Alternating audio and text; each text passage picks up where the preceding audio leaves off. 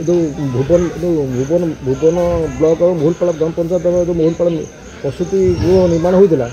है 21 लाख काम होता आज जाए तार कौन उद्घाटन ना कि कौन लाइन फाइन किसी व्यवस्था भी ना कि ताला पड़ी अच्छे आज भांगी तुटी भी गलानी पर्यटन भी उद्घाटन होना दिगला डिपार्टमेंट को दिया हांड ओवर दिया पर्यटन देखा तो कांथ फाटिगला भांगी किसी कौन ना आज चाबी तो खोला ना जो पंचायत शहीद वीर बाजी राउत जन्म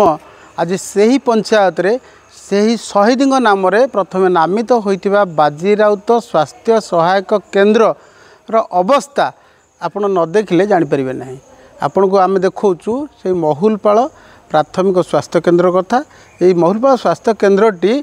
1969 मसीह तत्कालीन स्वास्थ्य मंत्री घासीराम माझी द्वारा शुभ उद्घाटित होता आ 4 वर्ष गले माने 4 वर्ष हेले 50 वर्ष पालन करिब ए स्वास्थ्य केन्द्र। ये स्वास्थ्य केन्द्रटी जो प्रसूति गृह पछक आपण को देखाऊँ बोर्ड 2020 मसीह ये निर्माण चली 5 वर्ष हेलाणी ए निर्माण कार्य शेष हेउना प्राय 31 लाख टंका व्यय निर्मित होइथिबा ये प्रसूति केन्द्र किछि कामरे लागुना अद्यावधि यही केन्द्रटीर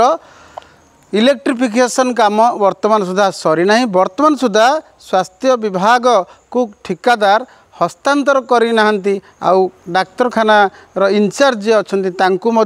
ये क्वार्टर एवं जो प्रसूति गृह हस्तांतर होना तेबे जो जगार वर्तमान प्रसूति मानू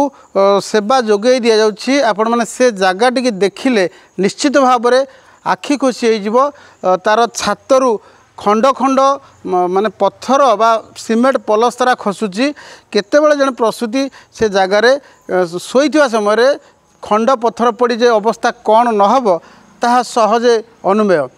तेबे से जो स्वास्थ्य केन्द्रटीर विभिन्न प्रकार असुविधा दे गति करुच्ची क्वार्टर अवस्था कहले नसरे पाचेरी भांगीरुची जाइछि तत्पर स्वीपर क्वार्टर संपूर्ण रहिबा अनुपयोगी हो पड़ी अन्य क्वार्टर गुड़िक मध्य खाली मरामती करी जत प्रमाणे रहिबा कार्य चली तेबे ए स्वास्थ्य केन्द्र को निश्चित भाव में सहयोग मिलवा दरकार आउ बाजीराउत गाँ बाजीराउत पंचायत भाव में थिबा ए स्वास्थ्य केन्द्रटीर आगामी दिन में निश्चित भाव में लोक मानकर कार्य लगे जदि यह माने करा जाए पुनरुद्धार करा जिवो आउ एठी शिशु उद्यान अच्छी विभिन्न प्रकार कार्यक्रम चली हेले रोगी सेवा जोगाउथिबा ए स्वास्थ्य केन्द्रटी केबे प्रसूति गृह टिकु हस्तांतर करिवो डिपार्टमेंट अपेक्षा कलु ढेंकानाल भुवन सुनाकर बेहेरा सहित पूर्ण साहू रिपोर्ट।